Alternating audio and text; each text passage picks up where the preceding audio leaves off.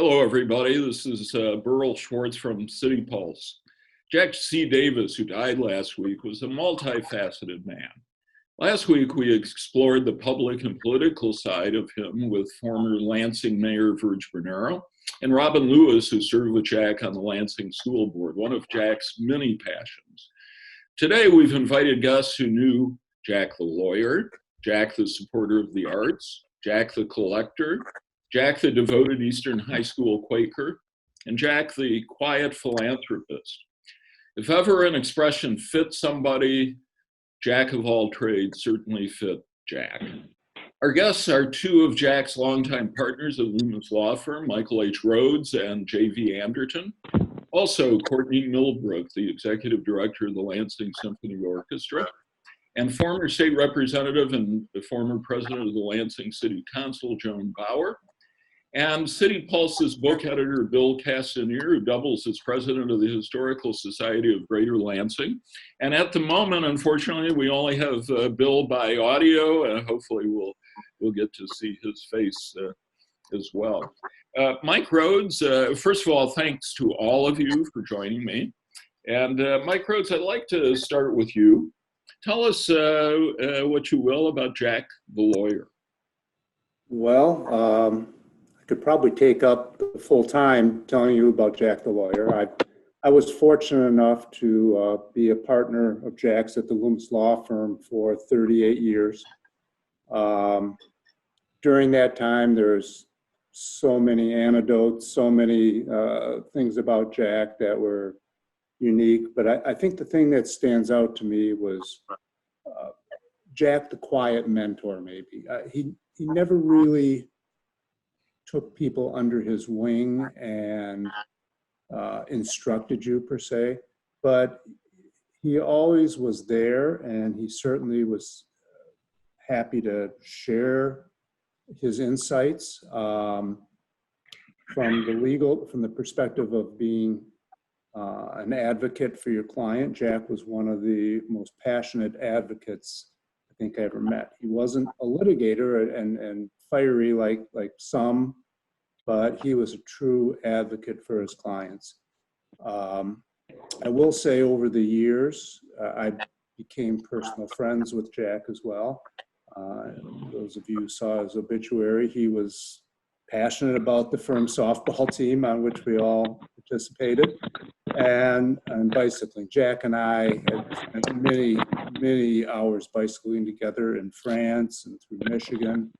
And I really got to know Jack as a person through those experiences and came to appreciate him more and more for all the things he was and all the things he did.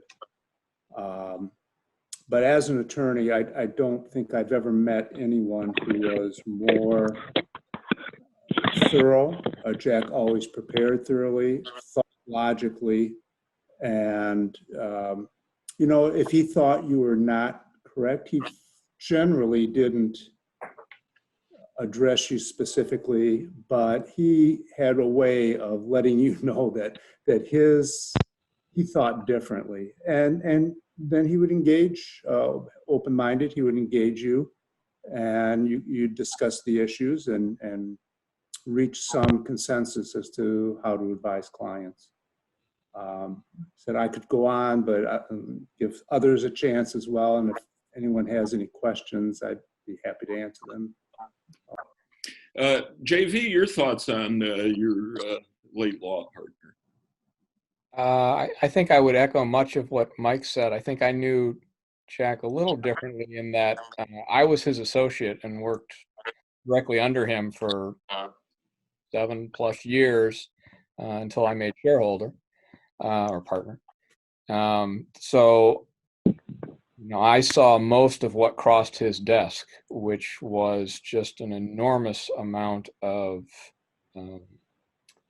work and in varied areas, from litigation of one sort that he would, assist his clients on. He wouldn't normally be the lead litigator, but he would certainly be involved in case strategies, through the extensive work that was done on transactional matters. He had a lot of the buildings that have gone up around town in the past 40, 50 years. So, you know, it was a fabulous opportunity to learn. I would agree with Mike that Jack the mentor was not necessarily Jack the professor and the teacher. It wasn't so much, you know, this is how we do this. And it was more learned by watching him and engaging with him on how he perceived the way forward, how he would approach a matter, which has been invaluable to me. But it was not hand-holding, let's put it that way. I would certainly, I know I watched the clip you did with Virg last week, and when Virg said Jack did not suffer fools, I would concur with that. Having been a fool twice in my career, I am willing to acknowledge that, and I think that's a true statement. But I think the thing that I'd like to really press home, because I think it gets overlooked. Jack was really brilliant. But what made him so brilliant and what made him so incisive when he would make his comments is that he had done his homework and he was a tireless worker. The hours and hours he put in on everything, from school board matters to symphony matters to whatever else was hitting his desk, the time and the thought that he put into all of it, I think was essential to allowing him to become that you know, sort of trusted advisor for much of the city. Gentlemen, tell us a little bit about the kind of law Jack practiced. I really didn't know. I associate him with business law, but Mike, what were the kind of clients he represented? Before we get to that, if I could, I'd just like to add on a couple thoughts that occurred to me while JV was speaking. And the first one's an anecdote. And when I first became a shareholder in the late 80s, we used to, all the shareholders, partners in the firm, would have a weekend retreat where we would generally go to Ann Arbor and spend the weekend and have meetings. And I always remember a number of young partners, because Jack was just a tireless business getter. I mean, he attracted clients like nobody I know. And it was, I believe, through the hard work that he did and his passion for the business. But we asked Jack at one point, so, you know, what's the secret? What should we be doing as young shareholders to attract clients in the manner you do? It was almost like Jack couldn't explain it. It was second nature for Jack. I mean, it was a passion and he lived it. And to put it into words, it just didn't really compute to him. But having said that, Jack, I think it was mentioned that in the obituary that Jack started out in Chicago for, you know, a big law firm, and he could have been a successful attorney in any market. He had the intelligence and all the tools, but he had this passion for Lansing, and he wanted to come back to Lansing. And I know this is outside the law practice, which we're talking about, but nobody was more of an advocate for the Lansing area and the city of Lansing. And it was all important to Jack. And he was always, as we all know, involved in every type of activity, be it the arts, be it education, be it Michigan State. There was never a meeting he missed, and just trying to keep up with him, being 10, 12, 15 years younger than him was difficult. So those just some points I wanted to make. But going back to your question, it really was a business practice. A lot of it was driven by the clients that he attracted. There was a lot of real estate development. He did some pension work for clients, which is an area that's changed a lot. But he also did estate planning and trusts. And as I think most people know, in probably the last 20 years or so, he managed money for clients, and successfully so. Anything related to corporate or business law, I think Jack was involved in, and he surrounded himself with people. I mean, there was a lot of attorneys. Jack threw off a lot of work, and a lot of attorneys in the office were doing work for Jack or doing work for Jack on occasion. So that was, I don't know, JV, you might want to fill in some of the blanks there, but those are the areas that strike me that he really was involved in. Well, if we may, let's turn to the art side. Courtney Milbrook from the Lansing Symphony Orchestra. It was probably a pretty rare performance that Jack wasn't at with his wife, Sue. What was it like to work with Jack, though, behind the scenes? I think a lot the way Mike and JV have talked about the mentorship. Certainly, when I first met Jack 10 years ago, one of my first meetings as the new executive director of the orchestra, and small world moment, JV's dad actually set up that lunch. So I had two intimidating figures to try to prove myself to in my new job as a ED who didn't know anything about running an orchestra, but it was clear that both of them really loved the orchestra in Lansing and had a passion for what we wanted to accomplish. So just again, a really quiet leadership and a mentorship to me as an executive in that position, and introducing me to other people in town and colleagues or donors or other business folks, and giving advice from his perspective, from his time in Lansing. So certainly, you know, a love of the art form, but also a real recognition of the importance of that in this community, to have a successful business community, to have successful real estate development, all of those things. But I think it began with just a real appreciation and love for the art. You know, I was surprised to learn about his first passion for collecting before books was art. And Bill Castanier, maybe you can jump in here, because I think you know the story about Jack going to New York with Roy Saper from Saper Galleries, and how he turned to books after that when he tried to buy some art. Well, I'm sorry. Well, Bill. Can you hear me, Berl? Yeah, Bill, can you hear me? Okay. I can hear you, yes. I was just trying to get the video up again. Well, so. unfortunately, Yes, the video is not working, but tell us about Jack, the book collector, and how he didn't start out to be a book collector. No, he kind of backed into it. I think one of the things you learn when you collect modern art is most of it's outside realistic expectations. It's millions and millions of dollars. But book collecting is just as pleasurable.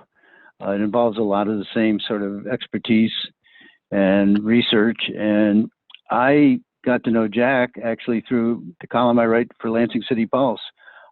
He was a regular reader, I found out, and we started talking about books, and we both realized that we collected books.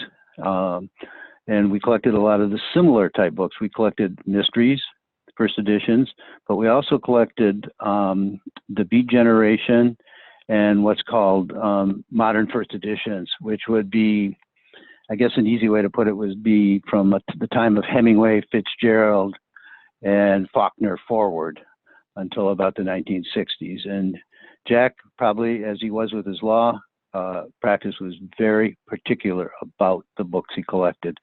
So he watched prices and values. He bought many books at auctions, but he also bought the best of the books. And I was interested at one point, and I don't remember the exact number of years ago, I was interested in adding a Kerouac book to my collection, and Jack had almost all of Kerouac's books, first editions, and he was in a position of starting to sell some of the books. So he took me over to a location that I'm not going to make any acknowledgement of, to take a look at some of his first editions, and it was an impressive collection. It was as good as any I've seen.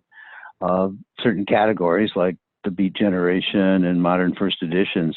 And what's interesting is you could tell in through our conversations that Jack not only collected books, he read books, which I don't know how he found the time from the discussions I've just heard.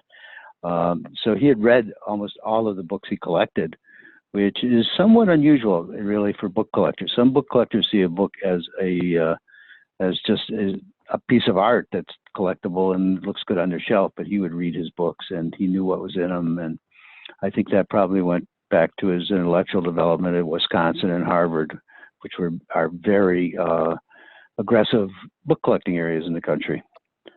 And Bill, he also collected autographs, right?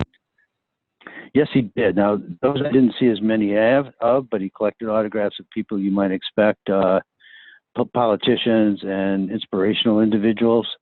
And I don't know what status that collection is in, but that's another common thing that book collectors do, is they collect autographs, especially of the authors that they collect. Not just in the book, but on letters and things like that. And Jack did that also. And the story I was alluding to with Roy Saper was a trip to New York where he took Roy with him to buy some art, and Jack said, "I'm out of my league here." And I started collecting books. Joan Bauer. Exactly. I mean, go ahead, Bill. You can buy pretty much the best book in the world for $1 million. Right. Joan Bauer. Earl, before you go to Joan, one thing I would mention when you talked about the autographs and the signings, I don't believe there's still in existence that Jack has them, but at one point he had a signature of every U.S. president, starting at George Washington. I think at the time it was through Barack Obama. But he did have every presidential signature, whether it's on an envelope, a letter, on something, he had it. Joan Bauer. I know you worked with Jack to get the school millage pass, and it was very important to him. I think the only time Jack and I ever had a disagreement was over that. Not that I didn't support the millage, but I was suggesting we ought to leverage it with the school board to keep Eastern High School. Yeah. But tell us about what it was like to work with Jack. Well, I met Jack. I was trying to figure that out 25 years ago, and I was running for my first term on the Lansing City Council. So he called me up. I didn't know Jack, and I mean, I knew him by name and reputation. So he called me up. I'm sure Dave Hollister had him call me up. And as all of you know, with Jack, he started asking me questions, grilling me. Why do you want to run for this? But I mean, really good questions. And didn't take a superficial answer, which we get very good at doing when you run for political office.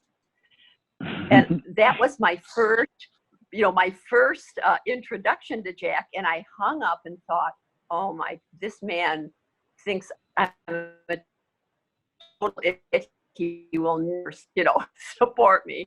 And in comes one of I think his major traits. He was very loyal. He decided to support me.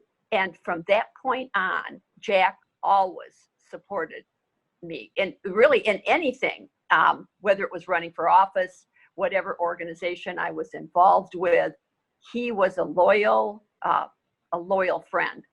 And I will just add, though, even later when I was a state rep, that doesn't mean that when we were on opposite sides of an issue, that he didn't call me up. He would present his opinion. I would present mine. We would agree to disagree. And that was that.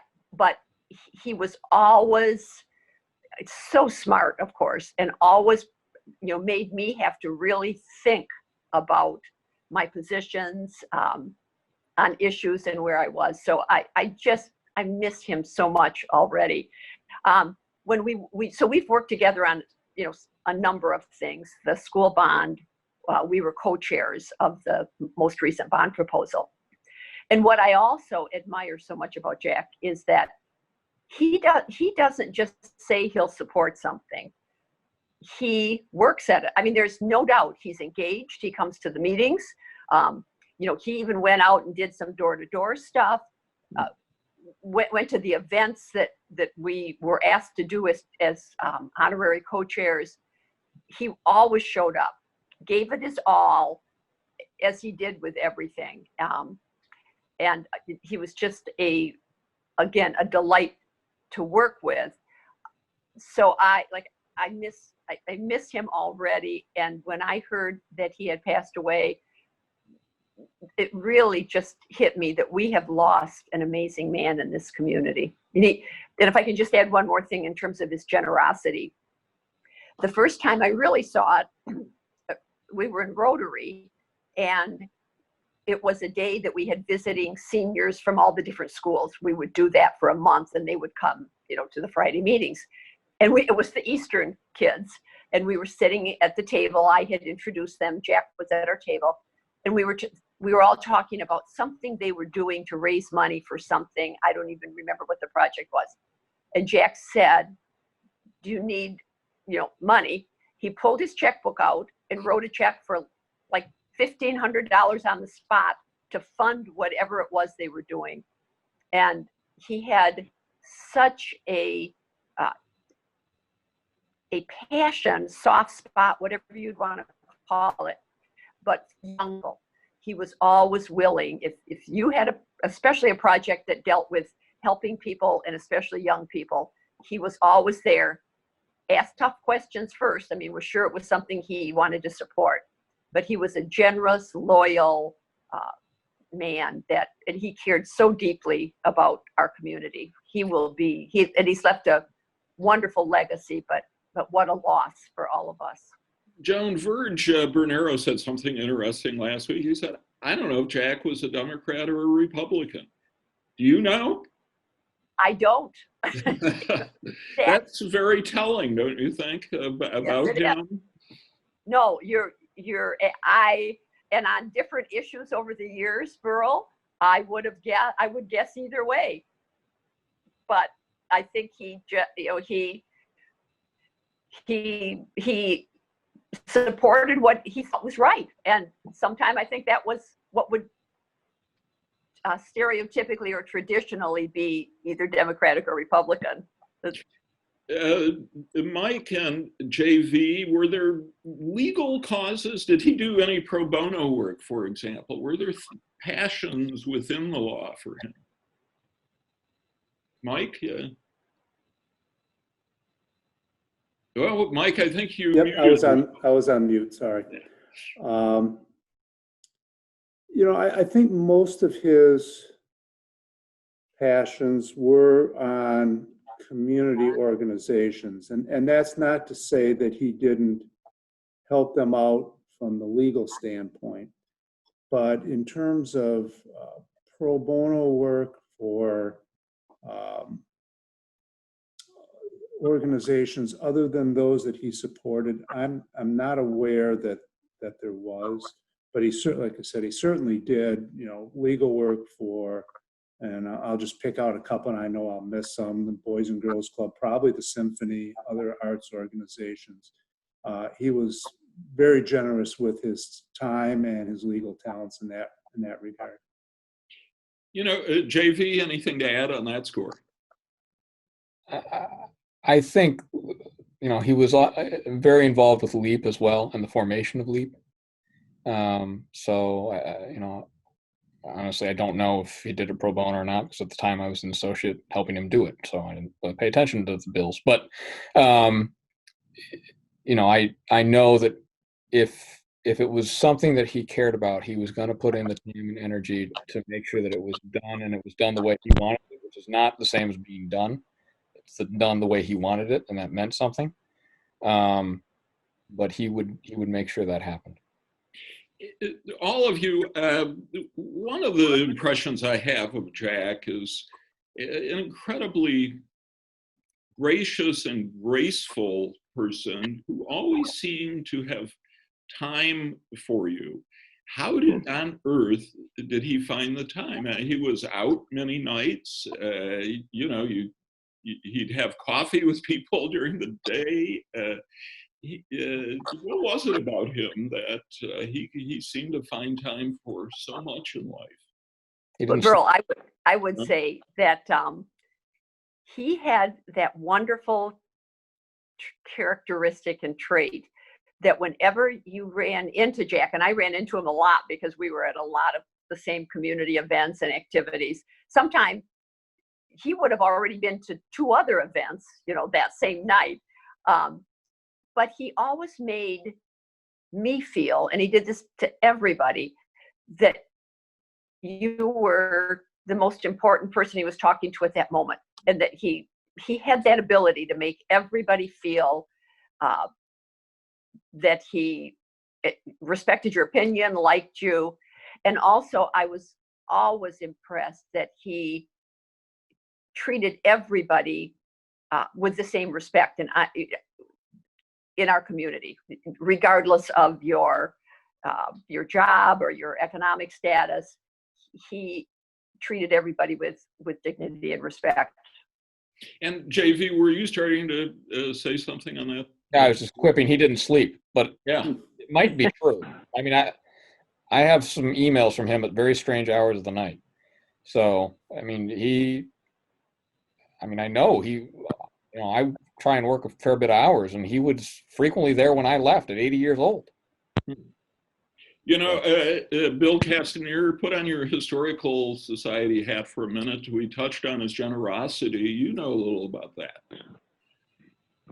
Right. One of the things that, excuse me, that I learned about Jack right away is many people asked him for money, but also that story that Joan told was pretty typical.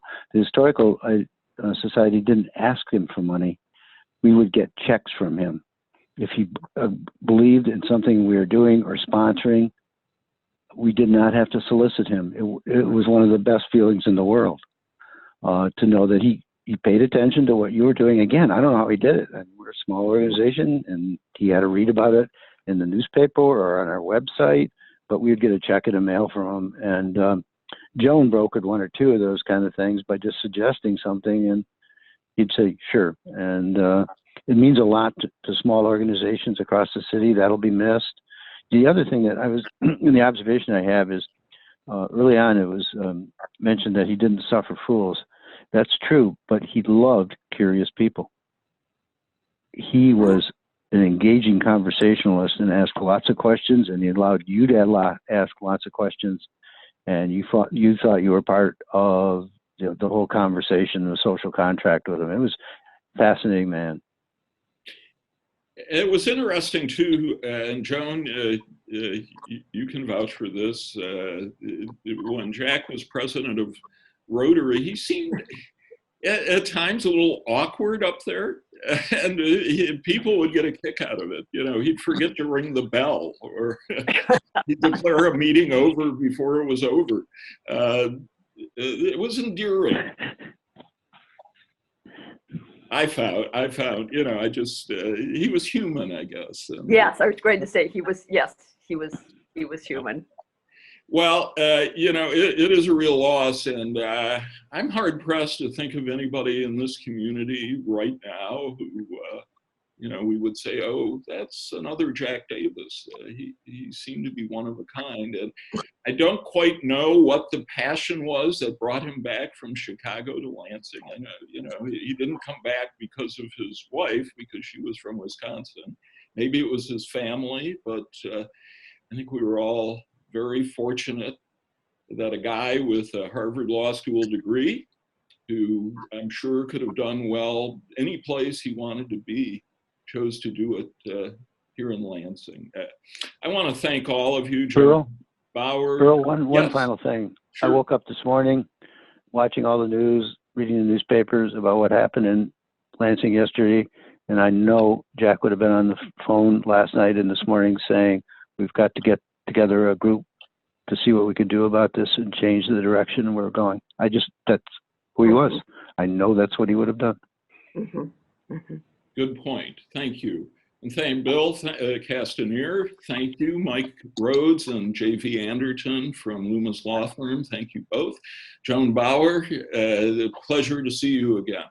And thank you for being on. And thank you all for watching. I'm Berl Schwartz from City Pulse. Thank you. All right. Oh, Thank Courtney. And I apologize. You were off my screen. Courtney Milbrook from the Lansing Symphony Orchestra. That's all right. Bill's on there 3 times, so it's fine. Thank you very much for being, all of you, for being with us. And thanks everyone for watching us. Take care.